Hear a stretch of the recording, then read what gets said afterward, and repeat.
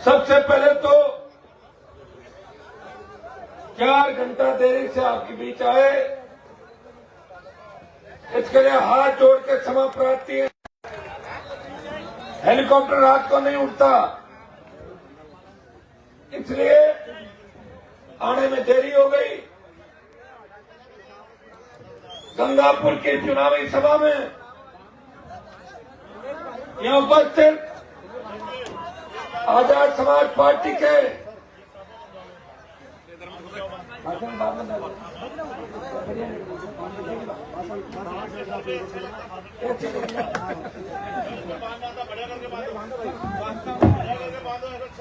Hello सभी भाई अपने अपने मोबाइल की बैटरियां जब भाई बोले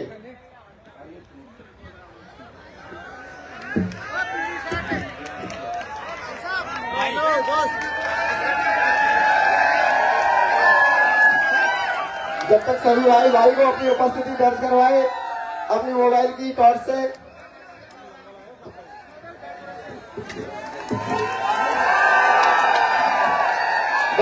बहुत अच्छा जालर बना दिया गंगापुर के जालर।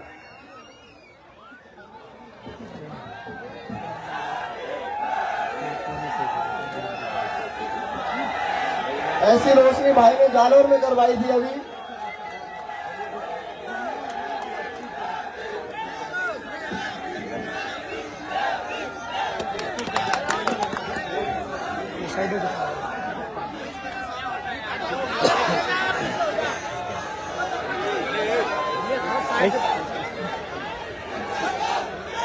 सरकार ने थोड़ा हम लेट हो गए थे, बाकी कांग्रेस की निकम्मी सरकार ने हमारे हेलीकॉप्टर को उतरने के अंदर बाधा पैदा की। मैं आपको विश्वास दिलाता हूं कि कांग्रेस तो गई राजस्थान के अंदर और भारतीय जनता पार्टी भी और बीजेपी भी नहीं आ रही है। जिन लोगों ने हेलीकॉप्टर को उतारने में दिक्कत पैदा की, उनके हम वापस दिक्कत पैदा करेंगे राजस्थान के अंदर, आप चिंता नहीं। यहां से जो कांग्रेस के प्रत्याशी है, मेरे हिसाब से वही होंगे तो पहले 10 बातें जीते थे और फिर छोड़ के कांग्रेस कोई है जो हाथी पे सवार होके गए और कांग्रेस में शामिल हो गए। आप ऐसे लोगों का ध्यान रखें। भारतीय जनता पार्टी से चुनाव लड़ रहे, वो भी विधानसभा के अंदर रहे हुए, लेकिन गंगापुर के विकास के अंदर कुछ विशेष योगदान दोनों पार्टियों का नहीं रहा। आपने कांग्रेस को भी परखा, भाजपा को भी परखा। एक बार 25 साल से जो आपके लिए लड़ रहा है, पिछले 10 साल से जो लड़ाई होता, दोनों भाइयों को परख के देखो। इस बार राजस्थान के अंदर बहुत बड़ा बदलाव करेंगे, ये विश्वास आपको देता। भाइयों, गंगापुर के इलाके के अंदर हो सकता है कि मैं राजनीतिक रूप से वोट की अपील करने नया हो सकता हूं, लेकिन जब मैं विश्वविद्यालय के अंदर राजनीति करता था तो यहाँ के गुर्जर समाज के, मीणा समाज के, बेरवा समाज के और हमारे जाटव समाज के, एससी के हजारों बच्चे आज से 25 साल पहले राजस्थान विश्वविद्यालय में मुझे छात्र संघ अध्यक्ष बनाने के लिए रात और दिन मेहनत करते थे। उनके संघर्ष का परिणाम है कि मैं राजस्थान का अध्यक्ष बना था। वो किस्सा चंद्रशेखर जी आपको बताएंगे। जब मैं राजस्थान विश्वविद्यालय का अध्यक्ष था, उस समय किस तरह हिम्मत और हौसले के साथ किसान, दलित, शोषित तबके की बात राजस्थान के अंदर करता था। आज राजस्थान की जो दिशा और दशा है वो आपके सामने। जहां मैं खड़ा हूं यहाँ रोजगार नहीं है, पीने के पानी की बहुत बड़ी तकलीफ है, यहाँ पलायन कर रहे हैं, बाहुबलियों का राज है, अपराधी खुलेआम अपराध करते हैं, नेताओं का संरक्षण उनको मिलता है। भाइयों, जो राजस्थान की दुर्दशा, पेपर लीक की घटना है, बजरी माफिया का आतंक, दलित युवती हमारी थाना घाटी की बहन जिसके साथ ये गहलोत सरकार की एक नहीं कई उदाहरण कई मानगी देना चाहूंगा। तब सड़कों पर अगर कोई लड़ रहा था, जब दलितों पर अत्याचार हो रहे थे, सड़कों पर कोई लड़ रहा था, आपका भाई हनुमान बेनीवाल लड़ाई लड़ रहा था। और दूसरे भाई जो लगातार पिछले 10 साल से राजस्थान में दलित शोषित पीड़ित कमरे किसान की बात करते हैं और हमेशा हर जगह पहुंच जाते हैं जहां भी दलित पर अत्याचार होता है, शोषित पीड़ित पर अत्याचार होता है, वो चंद्रशेखर आजाद है जो हमेशा राजस्थान की सड़कों पर लड़ते हैं। मैं विधायक बनने के बाद लगातार संघर्ष करता रहा। लोग सत्ता के लिए भागते हैं, मैंने सत्ता को ठोकर मारी और 2003 से लेकर 20 साल का संघर्ष आपने देखा है। गहलोत को सबक सिखाया, वसुंधरा को 7 समंदर पार भेजा और मोदी को अगर देश में किसी ने चुनौती दी, जब तीनों कथी मिलाए, तीनों काले कानूनों का विरोध करके एनडीए को छोड़ के सत्ता को ठोकर मार के उत्तरी भारत का कोई किसान बेटा अगर 70 दिन सड़क पर बैठा, नागौर का सांसद हनुमान बेनीवाल था, जब सेना को ठेके में दे दिया। उस वक्त छोटे भाइयों की जो उम्मीद थी, मेरी पार्टी का गठन हुआ था जय जवान जय किसान के नारे के साथ, जब सेना को ठेके में दिया, अग्निपथ योजना आई, अब उसका विरोध देश में किसी ने किया। एकमात्र सांसद हनुमान बेनीवाल ने लोकसभा और पार्टी मीटिंग जोधपुर में 2 लाख जवानों की रैली करके मोदी को चेतावनी दी, आ रहे दिल्ली की तरफ, तैयार हो जाओ। परिणाम ये हुआ कि डरी मोदी सरकार ने तो 25% अग्निवीर की भर्ती करते थे, 50% रखेंगे और 50 को वापिस दे देंगे। ये संशोधित आदेश हमने कराया। और अगर आपने वोट से आशीर्वाद दिया, भाई मुकेश को राजस्थान की विधानसभा के अंदर भेज दिया, आरएलपी का तूफान चल रहा है।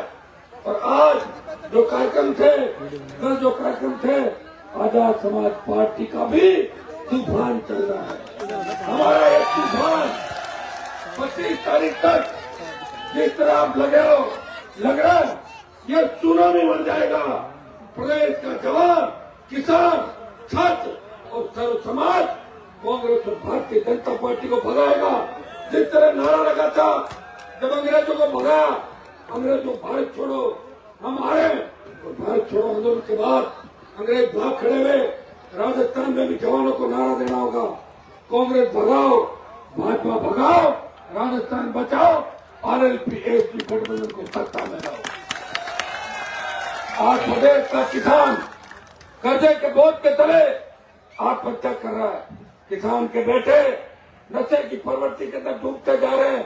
किसान के बेटे बेरोजगार से तंग आके हाथ में हथियार उठा रहे हैं या आत्महत्याएं कर रहे हैं। गैंगवार और अपराधियों की शरणस्थली राजस्थान बन गया। ये शांत राजस्थान जहाँ लोग पढ़ाने के लिए बच्चों को लाते थे। 25 साल पहले मेयो कॉलेज, हमारी जो वनस्थली, मेघदर्शन, सेंट जेवियर, आपके पीठ पिलानी, जहाँ देश के बच्चे पढ़ने के लिए आते थे। राजस्थान विश्वविद्यालय जहाँ का मैं अध्यक्ष था, दुर्भाग्य से अब लोग बच्चों के एडमिशन यहाँ नहीं कराते, टीसी कटवा के उनको बाहर ले जाते हैं कि कब कोई गुंडा बदमाश बच्चे को गोली मार दे। हम सुरक्षित नहीं है। कोटा के अंदर तो शिक्षा का हब है। पिछले 10 साल के अंदर 30 से ज्यादा बच्चों ने आत्महत्या करी। कोई कोचिंग संचालक जेल में नहीं गया। अगर बच्चे सुसाइड करते हैं उसके पीछे कारण होता है, या तो कोचिंग संचालक उनको परेशान करता है या दूसरा कारण होता है। एक का भी चालान राजस्थान की पुलिस ने नहीं किया, क्योंकि पुलिस नेताओं के इशारे पे चलती है और नेता चंदे और पैसे से चलते हैं। ये चालान नहीं हो रहे हैं। मैं विश्वास दिलाता हूं कि जितने भी छात्रों ने सुसाइड किए, पेपर लीक की जो घटनाएं हुई, जितनी भी भर्तियां रद्द हुई, इनका एक आयोग बढ़वा के इनकी जांच भी कराएंगे और दोषी कितना ही बढ़ाओ उसे जेल की सलाखों को पीछे डालेंगे। ये मैं विश्वास आपको दिलाता हूं। भाइयों, 25 साल के अंदर हमने 2 ही सरकारें देखी, वसुंधरा और गहलोत। हमने 2 ही देखा। एक तरफ वसुंधरा गहलोत, वसुंधरा के पापों पे गहलोत ने पर्दा डाला और गहलोत सरकार के पापों पे वसुंधरा ने पर्दा डाला। एक सांपनाथ है, दूसरा नागनाथ है, इन्हें भगाना है। कौन भगाएगा? धन्यवाद चंद्रशेखर जी आजाद को। इस बार हम दोनों गठबंधन के साथ हैं, हम दोनों भाई मिलकर लड़ाई लड़ रहे हैं। हमें लड़ता हुआ आप देख रहे हो। हमारा सिंगल इंजन हेलीकॉप्टर है, उसका जुगाड़ भी बड़ा मुश्किल से हुआ था। आपको पता है हेलीकॉप्टर वाले को पैसे कितने लगते हैं? सारे हेलीकॉप्टर मोदी जी ने और कांग्रेस पार्टी ने बुक कर लिए। कहीं हमें परमिशन नहीं मिल रही है, कहीं हमें दूसरी तकलीफ है, लेकिन हम भी कम नहीं है। परमिशन नहीं मिले तो नहीं मिले, रात को 12 बजे निकलेगा। और एक प्रदेश का जवान किसान अगर किसी का इंतजार करता है और सुबह 5 बजे तक किसी का इंतजार करता है, वो अपने भाइयों का इंतजार करता है, जिनको परिवार की तरह मानता है। हमारे साथ रहोगे, आपको ऐसी फीलिंग नहीं होगी कि नेता है, आपको ऐसा लगेगा ये तो हमारा भाई है, ये हमारा बेटा है, ऐसा लगेगा। हमारे गठबंधन के अंदर लगेगा। भाइयों, ईआरसीपी जो संजीवनी है 13 जिलों की, अगर लोकसभा के अंदर ईआरसीपी का मामला सबसे ज्यादा किसी ने उठाया, जिसने ये कहा इसे राष्ट्रीय परियोजना घोषित करो, और नागौर का सांसद है जिसने 13 जिलों की जीवन रेखा और जीवन दायनी ईआरसीपी का मामला उठाया। देश के किसान जवान, प्रदेश के जवान किसान और प्रदेश का सम्मान कैसे बढ़े, प्रदेश के माथे पे जो कलंक गहलोत वसुंधरा के गठबंधन ने अपराध से कलंकित किया, उस कलंक को धोने का वक्त आ गया है। सत्ता का रिमोट कंट्रोल आपके हाथ में होगा। जो करवट राजस्थान के नौजवानों ने लिए, हर जगह त्रिकोणीय मुकाबला, चतुष्कोणीय मुकाबला, कई 5 कोणीय मुकाबला। ऐसा लग रहा है कि तिरसों को विधानसभा तो बन रही है, लेकिन आरएलपी-एसपी गठबंधन बहुत तेजी से आगे आ रहा है। और मेरे साथ और चंद्रशेखर आजाद के साथ जवानों की ताकत है। जवान की ताकत जिसके साथ होती है वो जमाने को बदल दे, इस देश को आजाद कराने का। जितनी क्रांतियां हुई उसके नायक जवान थे, तात्या टोपे, मंगल पांडे और शहीद आजम भगत सिंह के बलिदान से भारत आजाद हुआ। मेरे साथ जवानों की फौज है। अगर आपने तय कर लिया कि 25 तारीख तक प्रत्येक व्यक्ति हनुमान बेनीवाल, चंद्रशेखर आजाद गंगापुर में और मुकेश बेरवा प्रत्येक व्यक्ति बनेगा कि हमें गंगापुर को आजाद करना है, कांग्रेस और भारतीय जनता पार्टी से आजाद करना है और दोनों पार्टी से मुक्त करना है, तो निश्चित रूप से गंगापुर की सीट आपके खाते में आएगी। और गंगापुर की सीट आ गई तो समझ लो बहुत ज्यादा तादाद के अंदर सीटें राजस्थान में जीत रहे हो। और गंगापुर मुझे आती हुई नजर आ रही है, क्योंकि जिस तरह 5 घंटे देरी से आने के बाद भी भूखे प्यासे, मैं एक बात बता दूं आपको, मेरा घड़ा बैठा हुआ लेकिन मैं भी भूखा प्यासे हूँ और ये भी भूखे प्यासे हैं। ये मेरे कहते राजस्थान में लाके आप मेरे को, मैंने कहा ये बात तो सही, मेहमान आप हमारे मेहमान हो और आप कोई कमी रहेगी छोटी मोटी। खाने वाला क्या करा, खाना हम तो सीधे लोग हैं, लोग तो नारे लगाते रह जाते हैं। अरे मैंने कहा टिप्पण का क्या हुआ? बोले भाई साहब टिप्पण भूल गए, हम तो नारे लगाने लग गए। अब टिप्पण को पीछे में तो उड़ेगा नहीं, रह गया। घूम रहे, ईश्वर की कृपा है कि घूम रहे बिना, आप ये बताओ बिना डीजल के और पेट्रोल के गाड़ी चलती है क्या?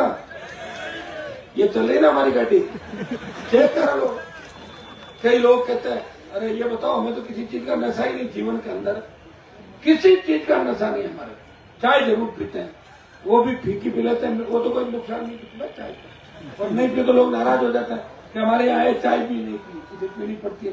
बाकी आप बताएं, सारी सुख सुविधाएं छोड़े और हर बार मजबूती से लड़े, विपक्ष में रहे और हमारे खाते में ये संघर्ष लिखा है। भाइयों, पार्टी बना के अगर आपको लड़ना सिखाया तो राजस्थान के अंदर 25 साल का संघर्ष अगर किसका याद रहेगा, इन हार्डकोर अपराधियों को सजा दिलाई, राजनीति के अंदर जो बड़े नेता थे जिनके इशारे पर प्रदेश के अंदर एनकाउंटर हुए उनको जेलों में डलाया, बड़े बड़े पुलिस के अधिकारी जिनके नाम से राजस्थान कांपता था उनको जेलों में डलाया एनकाउंटर के अंदर। वो हनुमान बेनीवाल है जिसके संघर्ष को राजस्थान याद रखेगा और देश के अंदर भी अगर ये चर्चा चली, अभी मोदी और अमित शाह को पूछ लो, परेशान है, बार बार मोदी चक्कर लगा रहे राजस्थान के।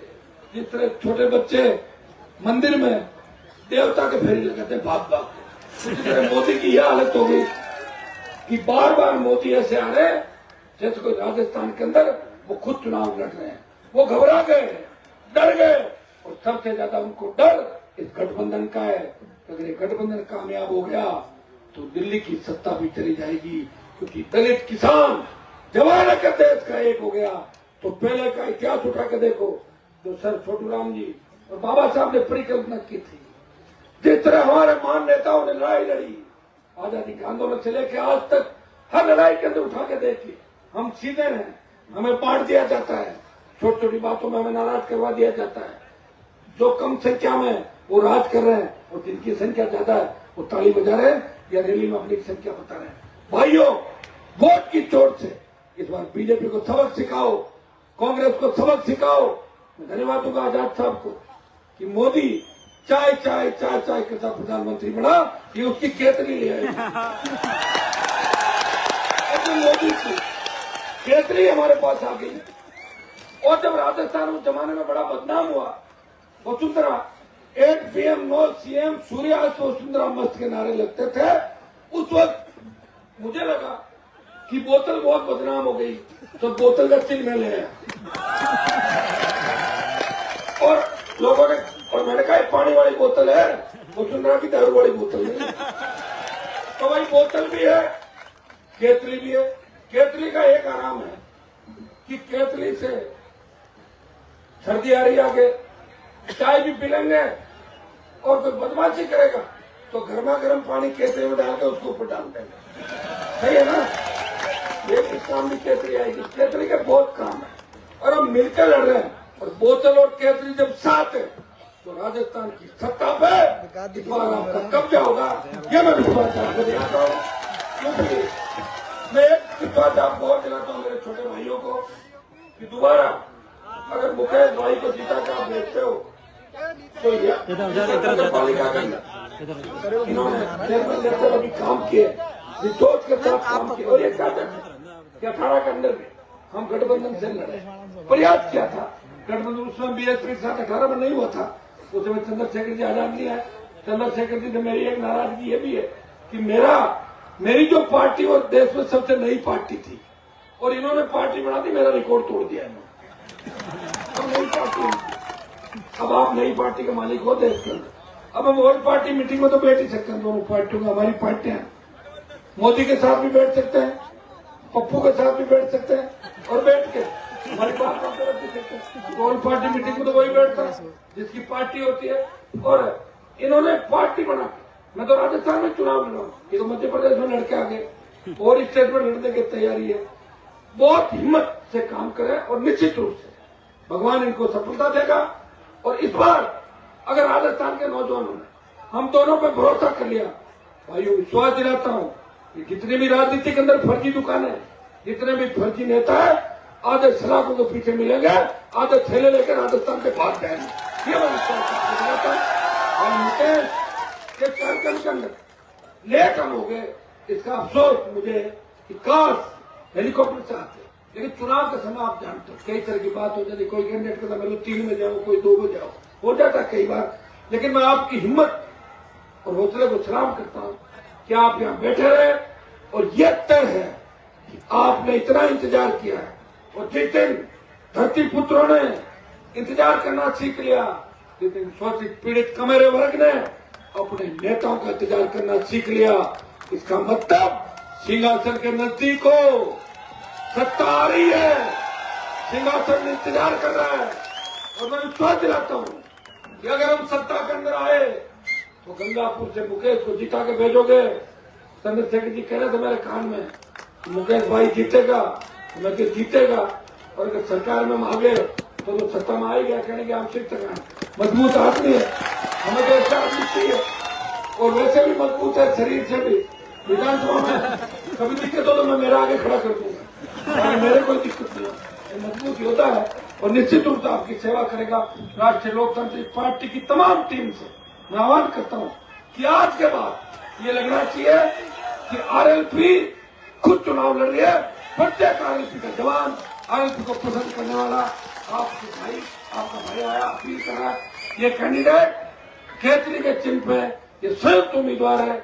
और अगर आरएलपी के जहां आरएलपी का प्रभाव है गांव में, अगर वहां से मुकेश को वोट कम मिलते हैं तो मैं ये मानूंगा कि गंगापुर के इलाके के अंदर हनुमान बेनीवाल करने का कोई फायदा नहीं। भाई इस बात का याद रखना, मेरे संघर्ष को याद रखना। जो मुझे चाहते हैं मुझे मान के वोट दें, जो आजाद साहब को चाहते हैं इनको देख के वोट दें, और जो मुकेश के संघर्ष को चाहते हैं मुकेश को देख के वोट दें। वोट कैतरी पे डालें और कांग्रेस भाजपा को उखाड़ के फेंक दें। बहुत बहुत आपको धन्यवाद। जय हिंद।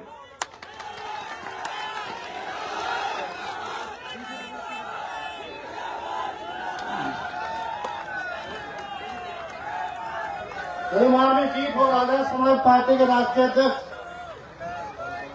माननीय चंद्रशेखर आजाद जी को मैं आमंत्रित कर रहा हूँ। वो आए और वोट की अपील करके हमारा मार्गदर्शन करें।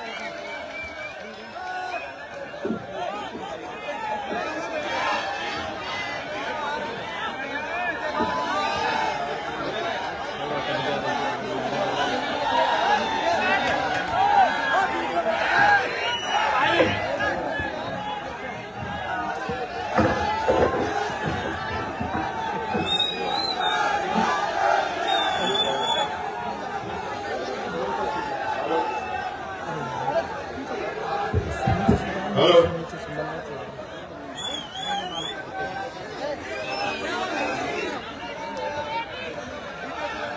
जब नारे लगा के आपका मन भर जाए तो बता देना, हम भी यही हैं, आप भी यहीं, फिर बात करेंगे। जहां तक लोग हैं वहां तक जलाओ ये रोशनी, तो पता लगेगी कहां कहां तक लोग हैं। अब अंधेरे में पता थोड़ा लग रहा है कि कौन कहां खड़ा है। ये तो फिर भी कम समय में ज्यादा काम करते हुए मुकेश जी ने लाइट वगैरह की व्यवस्था कर दी है।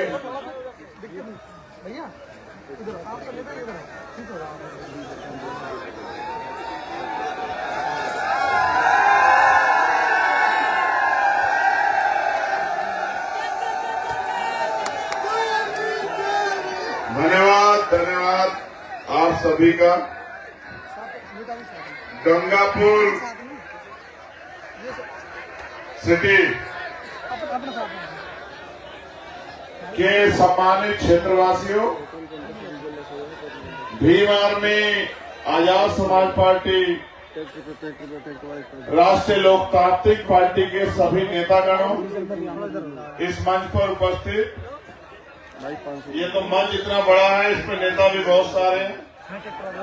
उस कोने से हमारे मिशन 78 के प्रदेश के संयोजक बैरवा साहब, हमारे भीम आर्मी स्टूडेंट फेडरेशन के दिल्ली के इंचार्ज भाई जुबेर त्यागी जी, भाई कपिल जी, सम्मानित हमारी बहन, हमारे झारखंड के प्रदेश अध्यक्ष, जो इस विश्वास के साथ आज आपके बीच पहुंचे हैं कि मुकेश भाई की जीत में जो भी योगदान वो कर सकते हो उसको वो आने वाले 2-3 दिन में वहां मेहनत करने का काम करेंगे। भाई कासिम रजा साहब, हमारे भीम आर्मी संगठन के बहुत ही सीनियर नेता और राष्ट्रीय महासचिव भाई कमल जी वालिया साहब, प्रदेश यहां इस मंच पर उपस्थित,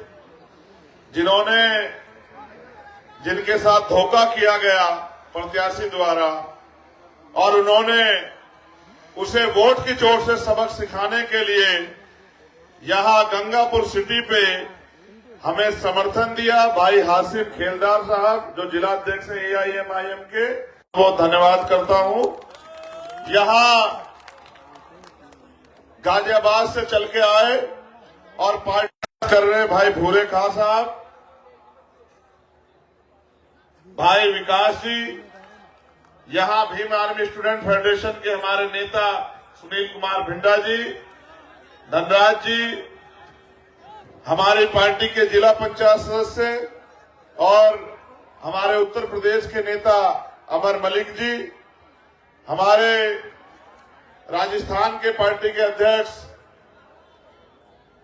अमरचंद हरसोलिया जी, जेएम मुखेरिया जी और तमाम हमारे सम्मानित साथी, हमारे यहाँ के जिलाध्यक्ष, जिला कमेटी, विधानसभा कमेटी, सम्मानित जनता, माओ बहनों, बुजुर्गों, नौजवान साथियों और मीडिया के साथियों और पुलिस के साथियों, मैं पुलिस के साथियों का विशेष धन्यवाद करूंगा कि उन्होंने लेट होने के बाद भी अपनी जिम्मेदारी को बहुत जिम्मेदारी से निभाया। इसके लिए उनका बहुत बहुत धन्यवाद। अक्सर पुलिस देर से पहुंचती है, मगर ये तो पिक्चरों में भी दिखाया जाता है कि पुलिस देर से पहुंचती है, मगर आज राजस्थान पुलिस पूरे रास्ते जिस तरह से उन्होंने व्यवस्था करा के और मदद की कि हम आपके बीच चले आए, हनुमान बेनीवाल और चंद्रशेखर की मदद की कि उनका सफर आसान हो गया, उसको ट्रांसफर करो या उसके ऊपर झूठा आरोप लगा सस्पेंड करो। लेकिन मैं आपको विश्वास से कहता हूं कि जो प्रयास हम राजस्थान में कर रहे हैं, अगर हम लोग उसमें आपके सहयोग से सफल हुए तो मेरा विश्वास कीजिए कि अधिकारी कर्मचारियों पे ट्रांसफर पोस्टिंग का जो दबाव बना के जो खेल हो रहा है और उनको यहाँ की जनता जो मौका देने जा रही है, तो पुलिस की ड्यूटी 8 घंटे की होनी चाहिए और उनको भी अन्य कर्मचारियों की तरह कम से कम हफ्ते में 1 दिन की छूट अपने परिवार के बीच जाने के लिए मिलनी चाहिए। और अगर परिवार के बीच ना जा पाए तो कम से कम परिवार को रखने की सुविधा जो है, जहां उनकी पोस्टिंग हो वहां मिलनी चाहिए। इनके बच्चे बहुत ज्यादा सर्वाइव करते हैं कि जरा सी देर में नेताओं के सारे पे ट्रांसफर कहीं और हो जाता है, बच्चों की पढ़ाई डिस्टर्ब होती है। तो इनके लिए, क्योंकि जिस तरह की नौकरी इनकी, उस तरह की व्यवस्था भी करने की जिम्मेदारी सरकारों की होती है। सम्मानित साथियों, आज जिनकी वजह से मैं यहां हूं, हमारे लोकप्रिय प्रत्याशी, मेरे छोटे भाई के रूप में लंबे समय से यहां की सेवा कर रहे भाई मुकेश बैरवा जी का भी मैं धन्यवाद करता हूं। आपको याद है, मैं गंगापुर में आया था जब आपने गंगापुर सिटी में अंदर प्रोग्राम रखा। इन्होंने मुझे उस समय भी आप लोगों के सहयोग से एक पैसा जुटा के हेलीकॉप्टर से बुलाया और एक बड़ी ऐतिहासिक सभा आपने कराई। उसी दिन यहाँ जो विरोधी लोग हैं उनके मन में भय पैदा हो गया कि अगर मुकेश बैरवा यहां से चुनाव लड़ेंगे तो मुकेश बैरवा को जीतने से कोई यहां रोक नहीं सकता। उन्होंने तमाम तरह के षड्यंत्र किए, खूब इनके खिलाफ झूठी बातें फैलाई, लगातार ये इस क्षेत्र में काम करते रहे। इन्होंने आपका प्यार हासिल किया, जो जिम्मेदारी सरपंच की और फिर चेयरमैन के आपने दी, उसको इन्होंने बखूबी निभाया। लेकिन आज जब यहां आने का मौका मिला है, ये आपकी सरपंची और नगर पालिका का, नगर परिषद का मामला नहीं है, ये मामला है इस क्षेत्र के विकास का। ये मामला है लोकतंत्र में जो वोट की शक्ति आपसे को दी गई है, उससे नई शक्ति के निर्माण का। मैं अपने इस पावन अवसर पे सभी संतों, गुरुओं, महापुरुषों को नमन करता हूं। अभी मुझसे पहले राजस्थान के भावी मुख्यमंत्री भाई हनुमान जी बेनीवाल ने आपको बहुत कुछ बताया कि उन्होंने किस तरह संघर्ष किया। और आप ये भी जानते हैं कि पूरे राजस्थान का कोई ऐसा जिला विधानसभा नहीं जहां जहां मेरी जरूरत पड़ी कि मैं वहां आपके बीच ना पहुंचा। और मेरी गैर मौजूदगी में, मेरे रूप के रूप में इस क्षेत्र की सेवा करने वाले भीम आर्मी आजाद समाज पार्टी के नौजवानों ने, हमारे नेताओं ने कभी मेरी कमी महसूस नहीं होने दी। लेकिन जहां पानी सर से ऊपर गया फिर मुझे भी आना पड़ा। लेकिन मैंने क्या क्या नहीं देखा राजस्थान में। इंद्र मेघवाल, जितेंद्र मेघवाल, ओम प्रकाश रैगर, कार्तिक भील, तोला गुजर, पूरन रैगर, एक अभी डॉक्टर साहब नेताजी को पसंद नहीं आया तो उनका ट्रांसफर कर दिया। तमाम तरह की परेशानियां, किसानों की समस्या, सीएचए के बच्चे यहां भी बैठे होंगे, उन्होंने कोरोना काल में सेवा की, उनको नौकरी से निकाल दिया। उनकी आवाज उठाने के लिए हम आए तो हमें जेल में भेज दिया 4 दिन। मैं और मुकेश जी, सतपाल जी, अनिल जी, तमाम हमारे साथी, अमरचंद हरसोलिया जी, सब हमारे साथी, हमारे जिला अध्यक्ष, सब जेल में रहे 4 दिन।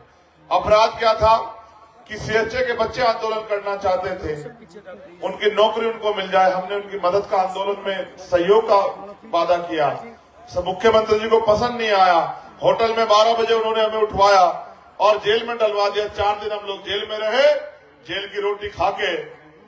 उसी दिन हमने संकल्प ले लिया था कि अब यहां से रिश्ता गहरा हो गया, क्योंकि जब आदमी कहीं अन्न खा लेता है तो हम तो नमक का हक अदा करते हैं। मुख्यमंत्री जी ने हमें राजस्थान का नमक, सरकारी नमक खिलाया। हमें इतना पसंद आया कि हमने तय किया कि सरकारी नमक का हक तो अदा करना है। और हक इस तरह अदा होगा कि जो भ्रष्टाचार, कुशासन और न्याय मांगने पे जो लाठियां हमारे लोगों पे पड़ी, उन एक एक लाठी का हिसाब हम लोग आरएलपी-एसपी के गठबंधन के जरिए इस बार राजस्थान में करने जा रहे हैं। जब तो मैं अकेला था, ये अलग लड़ते थे, मैं अलग लड़ता था, लेकिन अब तो हम दोनों भाई इकट्ठे हैं। अब हम मिलके लड़ रहे हैं। इनके लड़ाके, इनको मानने वाले, इनसे प्यार करने वाले लोग जो तूफान की तरह जहां भी प्रोग्राम होता है अपने नेता को कंधे में बिठा के और इतनी ताकत से आगे बढ़ रहे हैं जिसका कोई तोड़ नहीं है। और दूसरी तरफ भीम आर्मी के नौजवान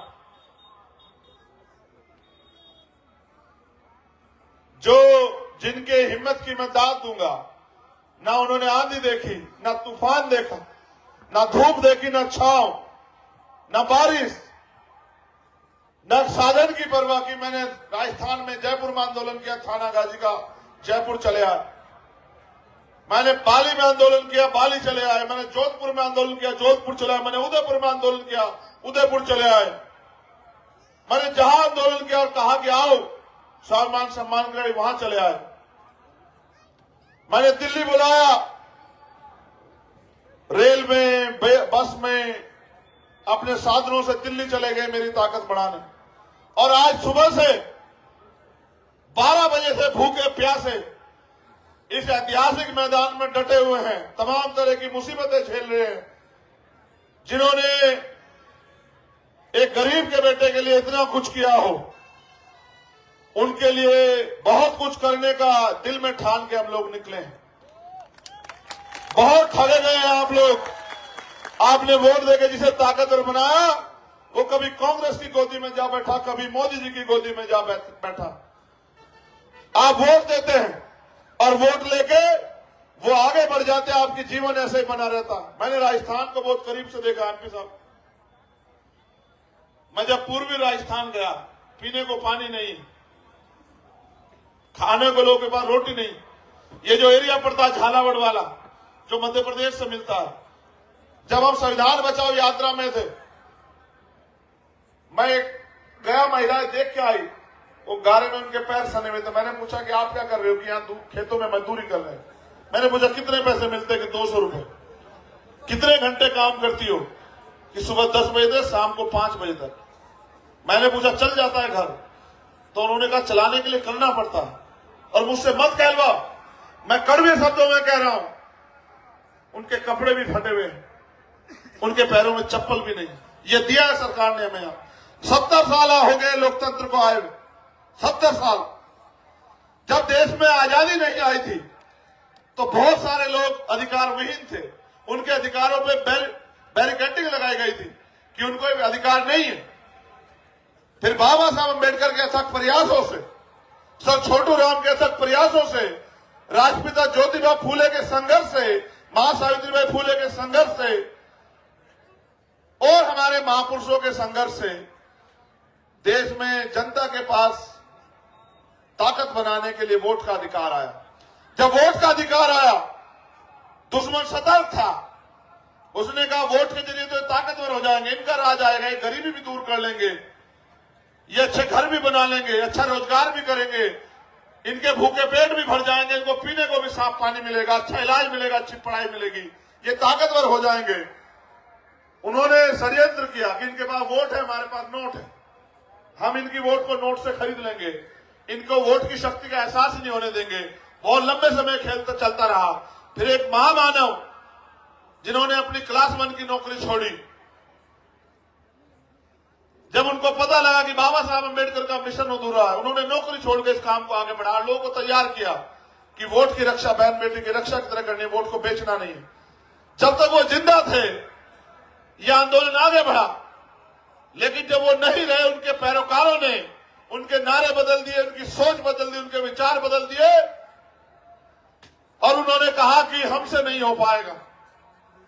मेरे आज भी याद है, एक समय था कि नीला झंडा नहीं लगाने देते थे लोग, और नीला झंडा लगा कोई निकलता था, तमाम तरह की मुसीबतों का सामना करना पड़ता था। फिर 2013 में हमने संकल्प लिया अपने साथियों के साथ कि हम सामाजिक मूवमेंट को मजबूत करके लोगों को जागरूक करने का काम करेंगे, क्योंकि यहां वोट से ताकत बनेगी। प्रधानमंत्री का वोट हो या किसान के बेटे का वोट हो या किसी मजदूर का वोट हो या मेरी गरीब बहन का वोट हो, मेरी गरीब मां का वोट हो, सबकी वैल्यू एक है। तो अपने लोगों को जागरूक करके वोट की शक्ति बतानी है। और 2013 से 2023 हो गया, मैं वोट मांगने नहीं आया आपके यहां, लेकिन आप चेक करके देखो, क्या पिछले 5-7 साल में मुझसे ज्यादा कोई लड़ा है क्या? अपने मन से पूछ के देखो। 16 महीने जेल काटनी पड़ी। क्यों काटनी पड़ी? क्योंकि आपके साथ जो जुल्म ज्यादती हो रही थी, मैं उसके बीच में खड़ा था जब जो दुश्मन आप पे हमला करता था उसकी लाठी रोकने के लिए। खूब अन्याय सहा मैं। दिल्ली की सबसे बड़ी जेल तिहाड़ मुझे 2 बार रखा गया। और हमारे एआईएम के साथी अगर जानते हो, तो जब एनआरसी सीए में कोई बोलना नहीं चाहता था, कोई मुसलमानों के साथ नहीं खड़ा होना चाहता कि हमारा वोट ना टूट जाए। सब लोग जानते हैं कि दिल्ली में जमा मस्जिद पर अकेला चंद्रशेखर आजाद खड़ा था इस लड़ाई को लड़ने के लिए, इस विश्वास के साथ कि जब मैं इस वादे के साथ निकला हूं कि किसी भी कमजोर को अकेला नहीं रहने दूंगा, तो हम लड़ेंगे। जब पहलवानों का आंदोलन हुआ, जिसकी कीमत भी चुकानी पड़ी कि गोली चली मेरे ऊपर, क्योंकि सीबीआई ईडी इनकम टैक्स से मुझे नहीं रोक सकते हैं। मैं भ्रष्टाचारी नहीं हूं, मैं कोई धंधा सेठ नहीं हूं, मैं कोई फैक्ट्री वाला नहीं हूं, मैं इसके अलावा कोई काम नहीं करता जगाने के अलावा आपको।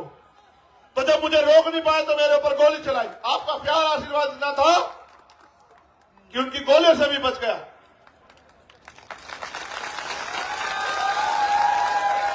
जब किसानों का आंदोलन चल रहा था, क्या तो राजस्थान में हनुमान जी बेनीवाल, जिन्होंने सरकार को लात मारी और किसानों की आवाज बनने का काम किया, या देश भर में जहां भी किसानों का आंदोलन चला, कोई ऐसा मोर्चा नहीं है जहां भीम आर्मी, आजाद समाज पार्टी और चंद्रशेखर आजाद ने कंधे से कंधा मिला के साथ ना दिया हो।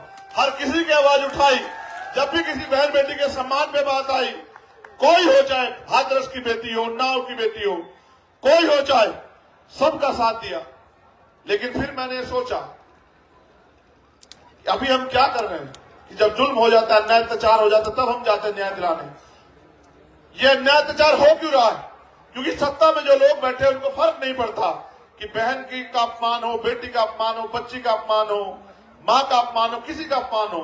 गरीब को मुंह से रखने पीट दिया जाए, घोड़ी से उतार दिया जाए, मटकी छूने में मार दिया जाए, सरकारों को फर्क नहीं पड़ता। तो ऐसी निकम्मी सरकार को हम करेंगे क्या?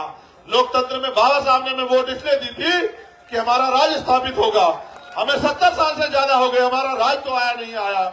कभी हम इस दफ्तर में जाकर अर्जी लगाते हैं, कभी हम उस दफ्तर में जाकर अर्जी लगाते हैं, कभी हम इस नेता के पैर पकड़ते हैं कि ये जिंदगी बदलेगा, कभी हम उस नेता के पैर पकड़ते हैं और हम ठगे जाते हैं। वोट देके जो वादे हमसे होते हैं, 5 साल अगर कोई एक वादा ना पूरा करे, उसका कुछ भी नहीं उतार सकते हैं। फिर हमने तय किया कि अब हम वोट की शक्ति से ताकत बनाएंगे और ताकत से परिवर्तन करके दिखाएंगे, सत्ता में स्थापित करेंगे अपने लोगों को। और आप जानते हैं, मैंने किसी धन्ना सेठ को टिकट नहीं दिया। आपके बीच काम करने वाले आपके अपने भाई मुकेश बैरवा को टिकट दिया कि वो आपकी लड़ाई लड़ सके। आज ये मुसीबत में चुनाव का दौर है, आज इसकी उम्मीदें आपसे हैं और मेरी भी उम्मीदें आपसे हैं, क्योंकि मैंने एक संकल्प लिया है कि राजस्थान में अगर मुख्यमंत्री इस बार कोई बने तो वो मेरे बड़े भाई हनुमान जी बेनीवाल बने। मैंने ये वादा किया है कि हम इतनी ताकत बनाएंगे कि हनुमान जी बेनीवाल मुख्यमंत्री बने। लेकिन मुख्यमंत्री बनने के लिए विधायकों की जरूरत है और विधायक बनाने के लिए आपके सहयोग आशीर्वाद की जरूरत है। आज मैं गंगापुर सिटी में हूं, मैंने कभी आपको पीठ नहीं दिखाई, मैंने कभी आपको कमजोर नहीं पड़ने दिया, मैंने सामने नहीं देखा कितना ताकतवर व्यक्ति है। अभी मेरे पास एक पर्ची दी कि आज दोपहर की घटना है, मीणा समाज की एक बच्ची का रेप और मर्डर हुआ चाकसू। चाकसू में हुआ, चाकसू में वो थाने के सामने बॉडी लेके बैठे। क्यों बैठे हैं बताओ मुझे? हमारी टीम बैठी है वहां, क्यों बैठे हैं वो? एक बच्चे के साथ अन्याय हुआ, क्या कर रहा है मुख्यमंत्री? ये तो वो मुख्यमंत्री है जिसने हर्षाधिपति वाल्मीकि के, वो हमारा अधिकारी, हमारा भाई, उसको इनके एक विधायक ने मारा, उसकी 20 जगह फ्रैक्चर कर दिया उसकी हड्डियों में। वो आपका खून है। वो 2 साल से बेड पे है इस उम्मीद से कि जिस मुख्यमंत्री के संरक्षण से उस गुंडे ने मेरे हाथ पैर तोड़ दिए, उस मुख्यमंत्री को हमारे लोग इस बार वोट की चोट से सबक सिखाएंगे। इस बार हमारे लोग उनकी बातों में नहीं आएंगे। और मुख्यमंत्री भी इस बात को जानते हैं। मैंने कहा था जयपुर में कि इस बार मुख्यमंत्री जी को पता लगेगा कि मुकाबला किन से है। तो उन्होंने खुद कहा उससे, विधायक से, कि बीजेपी से टिकट ले लो, हमसे मत लो, चंद्रशेखर छोड़ेगा नहीं हमें। सबको जाकर बताएगा, पूरा समाज खिलाफ हो जाएगा, इनकी वोटों पे हम राज कर रहे हैं। मेघवाल, बैरवा, रैगर, इनकी वोट पे हम राज कर रहे हैं, हमारा राज चला जाएगा। तो उसने कहा भाजपा टिकट ले, तो भाजपा ने उसको खुश होकर टिकट दे दिया कि आजा भाई आजा, टिकट ले ले। जिसने हमारे लोगों का अपमान किया, जिसने हमारे भाइयों को पीटने का काम किया, उसको समर्थन, उसको टिकट देने वाली भाजपा को भी सबक सिखाना है। और जिसने 17-18 महीने उस अपराधी को संरक्षण दिया, उस कांग्रेस पार्टी को भी सबक सिखाना। और सबक आप सिखा सकते हैं, ये आपके हाथ में। जो दर्द मैंने सहा, कार्तिक भील का परिवार इतने दिन बैठा रहा, ओम प्रकाश रैगर का परिवार जो है वो तड़पता रहा, उसकी मां तड़पती रही, मुझसे पूछती रही मेरे बेटे को न्याय कब मिलेगा। जितेंद्र मेघवाल का परिवार अब भी डर के साए में घर छोड़ के रह रहा है, वो पाली में। उसको उम्मीद है कि कल चंद्रशेखर आजाद ताकतवर होगा, और जब ताकतवर होगा तो वो फाइलें भी खुलेंगी जिनको बंद करने का प्रयास किया गया। लोकतंत्र में बहुत शक्ति है। अगर आप चाहते हो कि मेरे हाथ इतने मजबूत हो जाए कि अपराध करने वाले को मैं सबक सिखा सकूं, और अपराध को हम लोग जड़ से खत्म कर सके, और बहन बेटियों के सम्मान की रक्षा। आज क्या सुरक्षित है कि देखो आपके सामने